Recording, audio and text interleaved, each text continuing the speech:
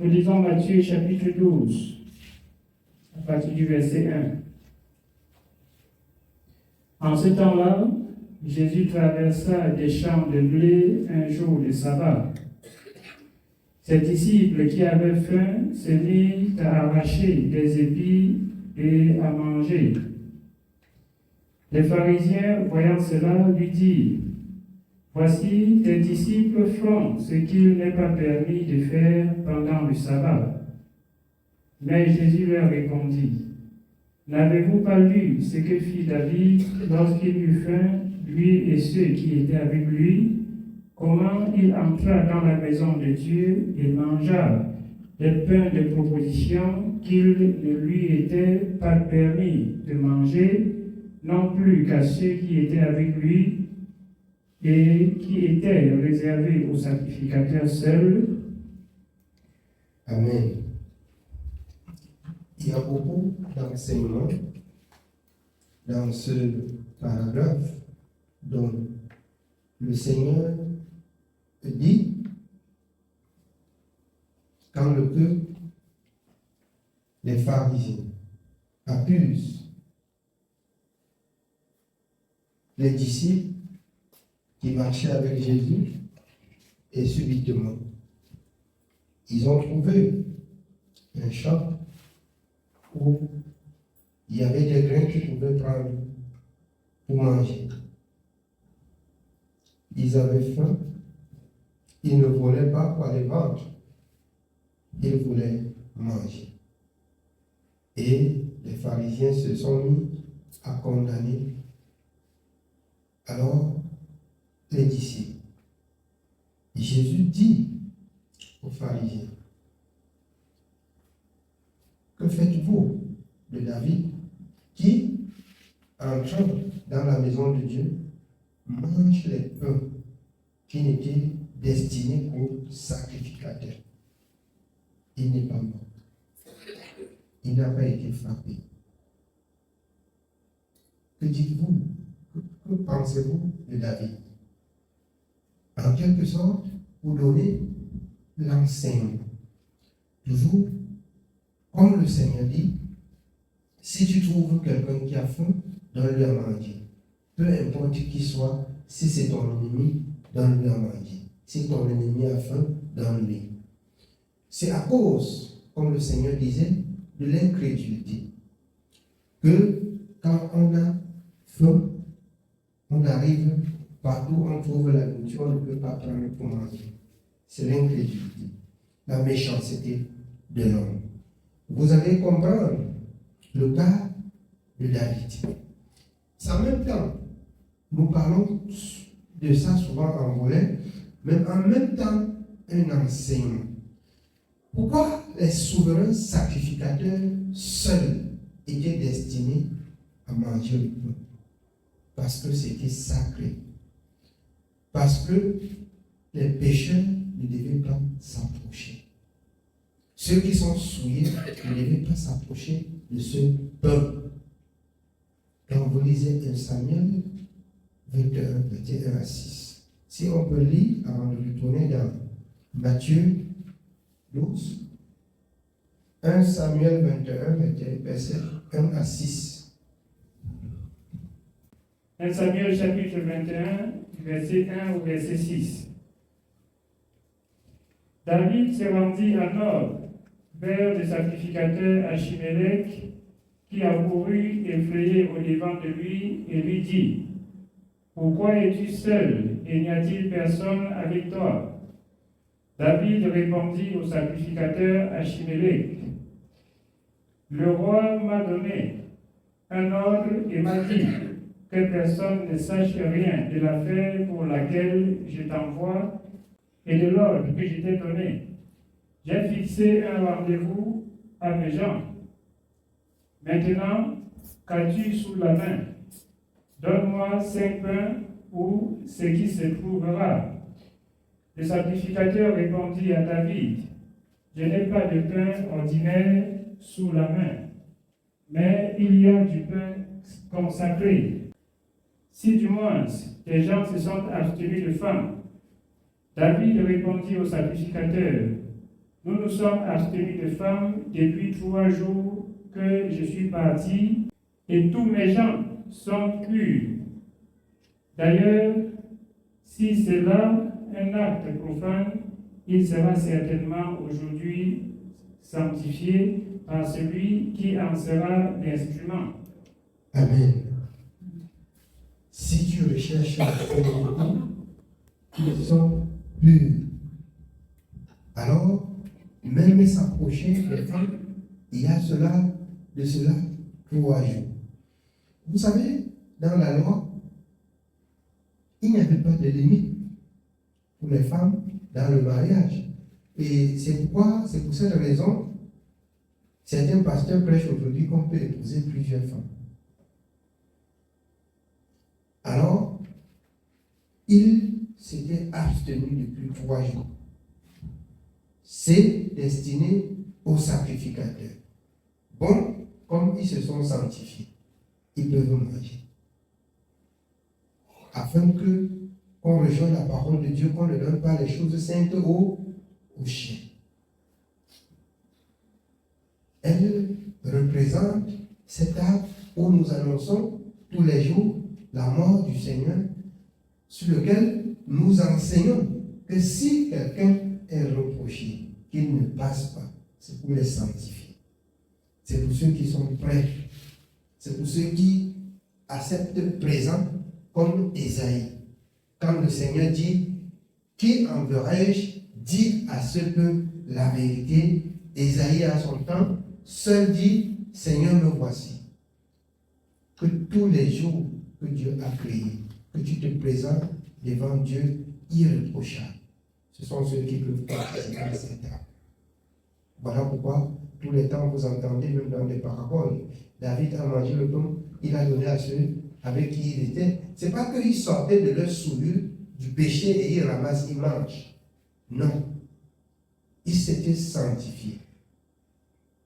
Vous savez, dans la loi, chaque péché méritait l'holocauste, la sanctification, et c'était oublié. Mais Jésus, qui une fois pour nous a été livré comme sacrifice et nous a sanctifiés par sa parole, nous n'avons plus besoin de verser un autre sang pour être pur. Mais nous ne devons pas aussi vivre dans le péché pour espérer à la sainteté. Nous devions vivre et marcher selon la parole de Dieu tous les jours de la vie. C'est pourquoi, dans Hébreu, si longtemps qu'on dit aujourd'hui, qu'on s'exhorte, que chacun soit trouvé juste. Qu'on prend la table du Seigneur, que chacun soit trouvé irréprochable. Amen. Nous rentrons dans Matthieu. Nous continuons dans Matthieu chapitre 12 au verset 5. Où n'avez-vous pas lu dans la loi que les jours de sabbat, les sacrificateurs violent le sabbat dans le temple sans se rendre coupables? Or, je vous le dis, il y a ici quelque chose de plus grand que le temple. Si vous saviez ce que signifie « Je prends plaisir à la miséricorde et non au sacrifice », vous n'auriez pas condamné les innocents. Car le Fils de l'homme est maître du sabbat. Étant parti de là, Jésus entra dans la synagogue. Et voici, il s'y trouvait un homme qui avait la main sèche. Il demandait à Jésus, est-il permis de faire une guérison le jour du sabbat? C'était afin de pouvoir l'accuser. Il leur répondit, lequel d'entre vous, s'il n'a qu'une brebis et qu'elle tombe dans une fosse le jour du sabbat, ne la saisira pour l'en retirer? Amen. Vous voyez comment Jésus enseigne la transition partant de la loi à la foi. C'est-à-dire, à chaque niveau, il y a des choses sur lesquelles les pharisiens doivent l'interroger là-dessus et il leur donne la réponse. Mais ici seulement, on oublie une chose, que c'est celui que Dieu a envoyé pour dire aux hommes tout ce que les hommes doivent faire, comme a parlé la femme samaritaine. Nous savons que le Christ doit venir. Le Messie doit venir, celui qu'on appelle Christ. Et quand il serait venu, il nous dira tout. Ici, on a oublié. Ici, on n'accepte même pas que c'est lui. Ici, quand vous allez voir, par ailleurs, alors, les autres vont dire, Christ, est-ce qu'il peut sortir de tel contrée? Est-ce qu'il peut sortir de la maison des pauvres? Est-ce qu'il peut? Alors, ce que Dieu a dit, il prend ce qui est méprisé. Et il fait comment? Il élève ce qui est méprisé aux yeux des hommes. Si Jésus avait été sorti de la maison des riches, la mission de Dieu ne serait pas accomplie. On devait l'encadrer et lui donner la gloire des hommes. L'humilité aussi qui précède la gloire. L'enseignement là est très profond même dans la vie de Jésus. Pour que nous voyons comment Jésus est né dans une crèche. Mais il faut que ça nous inspire, il faut que ça nous enseigne. Qu'on ne nous accouche pas dans des maisons où c'est gros et qu'on pense qu'on est différent des autres personnes. Non. C'est pour cette raison dont l'apôtre Pierre dit qu'il comprend tout clairement.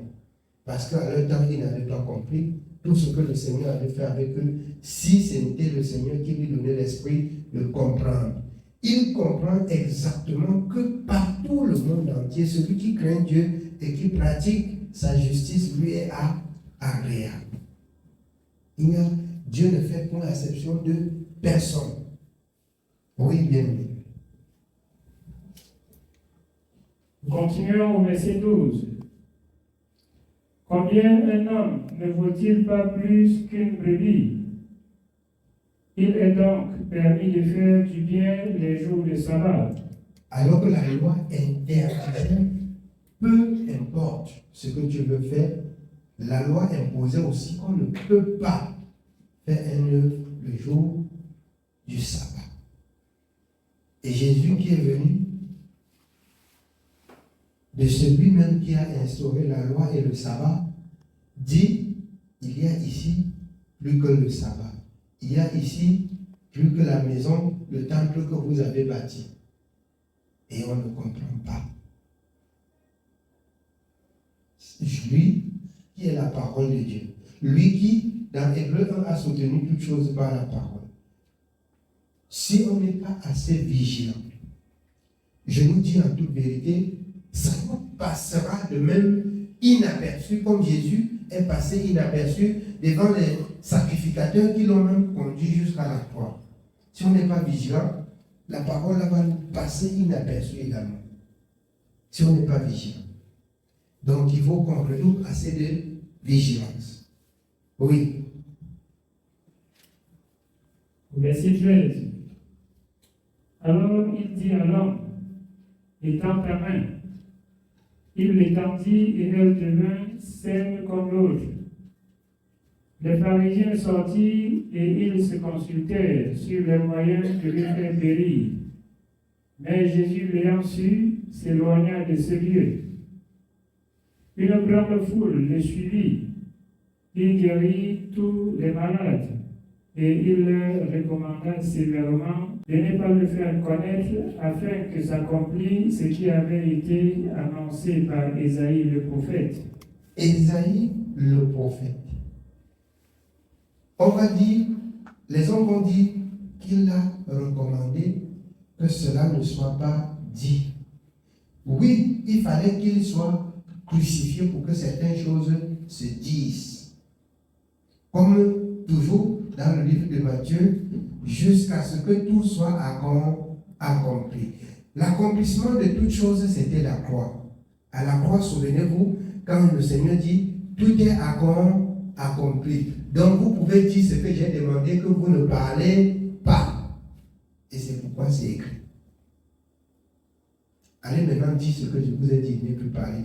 Parce que ça ne peut plus empêcher la croix. La croix a déjà été accomplie. Amen. Oui, bien. Verset 18. Voici mon serviteur que j'ai choisi, mon bien-aimé en qui mon âme a pris plaisir. Je mettrai mon esprit sur lui et il annoncera la justice aux nations. Il ne contestera point, il ne criera point, et personne n'entendra sa voix dans les rues. Il ne brisera point le roseau cassé et il n'éteindra point le lumignon qui fume, jusqu'à ce qu'il ait fait triompher la justice. Jusqu'à ce qu'il ait fait triompher la justice. Si la justice n'est pas, il y a certaines choses qu'on ne va pas entendre. Il fallait qu'il soit crucifié. Sachez que si on essaierait de crucifier Jésus parce qu'il avait été destiné pour être crucifié, c'est que le monde entier est enfermé tous dans le péché, il n'y a pas de pardon. C'est que toute la nation entière est dans la pourriture. Il a accompli parfaitement sa mission. Toi qui voudrais bien servir Dieu, craindre Dieu, accomplis à ton tour parfaitement ta mission. Jésus a subi plusieurs bien-aimés, plusieurs douleurs, des temps différents pour accomplir la mission. Aujourd'hui, on va te parler seulement, tu vas dire qu'on t'a parlé. Alors, lui, on a craché dessus. Lui, on a frappé. Lui, on a envoyé à la croix. C'est pour cette raison que dans Luc 14, 25, si Jésus faisait en route vers Jérusalem, et les gens le suivaient, il se retourna et dit, si quelqu'un veut venir après moi, s'il ne hait, il ne peut être mon disciple. Donc, il faut haïr le monde et aimer la parole de Dieu. Il faut haïr ton corps et aimer la parole de Dieu. Jésus a haï son propre corps, accompli la volonté de Dieu. C'est pourquoi il a accepté que sa chair soit crucifiée sur la croix. Amen. Oui, bien aimé. Nous continuons au verset 21. Et les nations espéreront en son nom. Nous voici au Cameroun, on espère en son nom pour avoir un salut. Pour avoir le salut, c'est pas ça. C'est pas la foi, selon l'hébreu. Qui, à cette époque, pouvait savoir qu'on va parler de ça ici? Les autres croient toujours que c'est un livre d'histoire qu'on est venu attaquer les Africains avec. Mais la parole de Dieu. Alors que les Occidentaux eux-mêmes ne s'en sortent pas avec. C'est pas ça? Les Occidentaux, il y a aussi des traditionnalistes, il y a aussi des sectaires, il y a aussi les devins, les magiciens, comme partout ailleurs. C'est pas seulement en Afrique, c'est partout. Oui, bien aimé. Verset 22. Alors on lui amena un démoniaque aveugle et muet, et il le guérit de sorte que le muet parlait et voyait. Toute la foule, étonnée, disait, n'est-ce point là le fils de David? Les pharisiens, ayant entendu cela, dirent, cet homme ne chasse les démons que par Belzébul, prince des démons. Comme Jésus connaissait leurs pensées, il leur dit, tout royaume divisé contre lui-même est dévasté, et toute ville ou maison divisée contre elle-même ne peut subsister. Amen. C'est pourquoi vous voyez les marabouts, ils ont reçu le pouvoir quelque part pour aussi faire quelques miracles. Mais quand ils rencontrent le pouvoir qui dépasse la leur, ils fléchissent et ça les détruit. C'est pas ça? Alors que le Seigneur ne se combat pas, il ne lui combat pas lui-même. L'Esprit de Dieu ne combat pas l'Esprit de Dieu. C'est pour cette raison que si quelqu'un dit bien qu'il a reçu le Saint-Esprit et refuse la parole, méfiez-vous de lui. C'est un esprit, comment? L'esprit qui refuse la parole de Dieu. C'est un esprit étranger. C'est un esprit étranger. C'est un mauvais esprit. L'Esprit de Dieu, la parole de Dieu, c'est la pensée, c'est la parole, c'est la sagesse, c'est Dieu, c'est la présence de Dieu. Au commencement était la parole était avec Dieu et la parole était Dieu. Donc si quelqu'un combat la parole, méfiez-vous de cet esprit qu'il a mis. C'est un esprit méchant, c'est un esprit malin. On va s'accorder par rapport à la parole. Parce que la parole, c'est elle qui nous fait connaître ce qui était dès le commencement. Et quand les apôtres viennent rendre témoignage, ils rendent témoignage de ce qui était dès le commencement, de ce qu'ils ont vu, de ce qu'ils ont touché, de ce qu'ils ont contemplé. Ils nous transmettent. Il est hors de question qu'on nous dit ce qui n'est pas selon la parole. On rejette, c'est notre esprit. Amen. Oui, bien, bien. Nous sommes au verset 26. Si Satan chasse Satan, il est divisé contre lui-même. Comment donc son royaume subsistera-t-il? Et si moi je chasse les démons par Belzébul, vos fils, par qui les chassent-ils? C'est pourquoi ils seront eux-mêmes vos juges. Ils seront eux-mêmes vos juges. Si vous pensez que c'est un autre démon que j'utilise pour chasser le démon, ils seront vos juges. Ils vont vous juger. Parce qu'ils se sentent en paix, ils se sentent en sûreté, ils se sentent conduits par Dieu. Ils vont vous juger. Ils vont vous juger. Un exemple très palpable. Il faut qu'on aille dire à la sœur Frida que le serviteur là, il utilise, c'est un magicien, il utilise ceci et cela pour, mais la seule chose que tu sais que tu étais démoniaque et que on n'a pas utilisé quelque chose autre que la parole. Donc, tu deviens juge pour ceux qui parlent. C'est pas ça? Si vous dites n'importe quoi, je sais qu'il a utilisé la parole. Déjà que tu as rendu témoignage, les autres ont essayé avec la parole.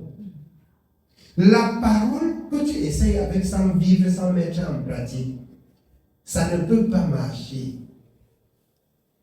Vous avez appris comment David entre dans la maison de Dieu. L'homme de Dieu dit, est-ce que vous êtes prêts pour toucher ce qui est saint? Nous sommes prêts. On s'est sanctifié depuis 3 jours. Toucher. Quelqu'un n'est pas prêt, il veut utiliser la parole, mais il n'obéit pas à la parole. Comment la parole va-t-il agir? Tu veux utiliser, tu n'obéis pas à la parole, tu veux utiliser la parole. Comment? Tu vas chercher d'autres forces pour l'utiliser. Ce n'est pas la parole. Amen. Oui, bien. Nous sommes au verset 28. Mais si ce n'est pas l'Esprit de Dieu que je chasse les démons, le royaume de Dieu est donc venu vers vous. Si ce n'est pas l'Esprit de Dieu que je chasse, que vous voyez cela, voilà le royaume de Dieu, le royaume des cieux s'est approché vers vous. Que vous croyez ou que vous ne croyez pas, il n'a rien fait de lui-même. C'est la parole de Dieu. Si les pharisiens, nous les anciens, avaient été un peu intelligents, ils devaient lire la parole de Dieu. Parce que les prophètes ont parlé de la venue du Messie. Tous les prophètes, comme Esaïe, a dit comment il devait venir et comment il devait faire. Donc, si on ne fait pas attention aujourd'hui, quand Dieu va agir, quand Dieu va parler, la même incrédulité va demeurer dans nos cœurs et c'est ainsi qu'on va regretter par la suite. On va regretter par la suite. Amen. Oui, bien. Ou Ou comment quelqu'un peut-il entrer dans la maison d'un homme fort et piller ses biens sans avoir auparavant lié cet homme fort? Alors, Jésus dit, s'il y a un autre fort, venez avec lui. Comment quelqu'un peut entrer dans la maison de quelqu'un qui est fort sans l'attacher, il porte ses choses et il part avec? Attends, quelqu'un entre là, il porte ses choses, il part avec, tu le laisses partir. Non, c'est pas possible. Tu te défends. Jésus me le dit. Si vous voulez le défendre, défendez-le alors avec votre force en voix. Pour qu'on voit qui est Dieu et qui n'est pas Dieu. Amen. Oui, bien. Alors seulement il pillera sa maison. Celui qui n'est pas avec moi est contre moi, et celui qui n'assemble pas avec moi disperse. C'est pourquoi je vous dis, tout péché et tout blasphème sera pardonné aux hommes, mais le blasphème contre l'Esprit ne sera point pardonné. Vous voyez le blasphème contre l'Esprit, c'est-à-dire l'opposant de ce que Dieu a dit et de ce que Dieu a fait. Parce que c'est par l'Esprit que Dieu agit ainsi. C'est un blasphème. C'est un blasphème. Donc ne soyez pas surpris que ceux qui ont blasphémé, ils chevauchent leur vie jusqu'à ce qu'ils ne trouvent pas le pardon devant Dieu. Le blasphème, c'est quelque chose. On dit qu'il pense qu'il est même quoi. Il a même chassé les esprits sur un autre, et voilà, c'est revenu jusqu'à ça, ça a donné la folie. Si celle-là est partie et qu'elle n'a pas obéi à la parole de Dieu, mon problème est où? Si elle n'a pas obéi à la parole de Dieu, alors le verset, ou c'est 45 ou c'est 43 de Matthieu 12, ça s'accomplit. Lorsqu'un esprit est sorti dans un corps, il va dans les lieux, il arrive et il ne trouve pas où s'habiter. Il retourne, si sa maison est balayée, ornée, il va prendre le renfort. Il n'entre pas. Il va prendre le renfort pour mettre sa sécurité d'abord, avant de s'asseoir encore. Ils ont oublié qu'il y a cette parole qui existe dans la parole de Dieu. Ils ont oublié. Il a chassé. C'est parti, mais c'est revenu. Comme si Dieu disait de ma force pour chasser, pour aller en gros s'attacher. Si on lisait la parole de Dieu, vraiment que Dieu nous aide. Amen. Oui, bien. Nous continuons au verset 32. Quiconque parlera contre le Fils de l'homme, il lui sera pardonné. Mais quiconque parlera contre le Saint-Esprit, il ne lui sera pardonné ni dans ce siècle, ni dans le siècle à venir. L'action que l'Esprit a menée, vous blasphémez. Si vous touchez la personne qui parle là, il n'y a pas de problème. Mais si l'Esprit qui parle, vous êtes contre cet esprit, vous êtes en guerre avec Dieu. Vous êtes en guerre avec Dieu. C'est un problème. C'est un problème. Vous pouvez me toucher, vous pouvez me mépriser, vous pouvez me chiffonner. Mais si c'est par rapport à une action du Saint-Esprit, faites attention. Parce que celui qui a fait, vous pensez que ce sont ses œuvres. Vous méprisez l'œuvre de Dieu. Il ne lui sera pas pardonné. C'est pourquoi, quand vous faites certaines choses, je regarde, on dit qu'on peut retourner. Si ce n'est pas la grâce de Dieu, d'autres sont vendus au péché. J'ai dit vendus au péché. Ils n'attendent que la mort. Mais vous ne lisez pas, c'est moi qui dis. Le blasphème contre le Saint-Esprit. Le Seigneur dit qu'il ne lui sera pas pardonné. Et c'est moi qui dis. Reste à savoir si, même on revient, on s'humilie, c'est avec Dieu qu'il lit les cœurs. Si c'était l'ignorance, il pardonne. Mais si ce n'est pas l'ignorance, votre sort reste scellé. Même si vous continuez à manifester votre hypocrisie à l'Église, votre sort est scellé. Amen. Oui. Continuons au verset 33. Vous dites que l'arbre est bon et que son fruit est bon. Vous dites que l'arbre est mauvais et que son fruit est mauvais. Car on connaît l'arbre par le fruit. L'arbre est bon, son fruit est bon. L'arbre est mauvais, son fruit est mauvais. Quelqu'un paraît pour faire le bien, vous condamnez le bien. Est-ce que vous êtes du bien ou du mal? Vous êtes du mal. On connaît l'arbre par son fruit. Ce qui est bien apprécié et béni, et on bénit Dieu par ce qui est bien. Mais ce qui est bien, vous condamnez ce qui est bien. C'est le blasphème, c'est rien d'autre. C'est la jalousie, c'est la haine. Et ça ne peut pas conduire dans le royaume de Dieu. Amen. Oui, bien. Race de vipères, comment pourriez-vous dire de bonnes choses, méchants comme vous l'êtes? Car c'est de l'abondance du cœur que la bouche parle. L'homme bon tire de bonnes choses de son bon trésor, et l'homme méchant tire de mauvaises choses de son mauvais trésor.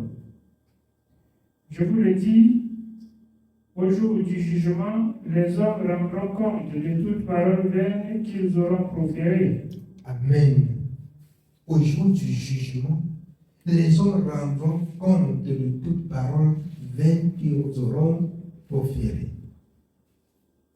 C'est pour cette raison, bien-aimés, qu'il ne faut pas parler avec précipitation. On commet, selon la parole de Dieu dans Proverbe, l'acte de folie. Parce que chacun rendra compte de toute mauvaise parole qu'il aura proférée, qu'il aura annoncée. Parlez. Oui. Car par tes paroles, tu seras justifié, et par tes paroles, tu seras condamné. Alors quelques-uns des scribes et des pharisiens prirent la parole et dirent: Maître, nous voudrions te voir faire un miracle. Il leur répondit: Une génération méchante et adultère demande un miracle. Il ne lui sera donné d'autre miracle que celui du prophète Jonas. Car de même que Jonas fut 3 jours et 3 nuits dans le ventre d'un grand poisson, car de même que Jonas fut 3 jours et 3 nuits dans le ventre d'un grand poisson, de même le Fils de l'homme sera 3 jours et 3 nuits dans le sein de la terre. Amen. Il veut les miracles. Il ne croit pas à la parole. Il veut les miracles. C'est l'image de l'Église aujourd'hui. On ne veut pas obéir à la parole de Dieu. On veut les fruits qui viennent de la parole. Si tu veux bénéficier de ce qui vient de Dieu, obéis à la parole de Dieu. Amen. Que Dieu soit béni et que Dieu soit. Amen.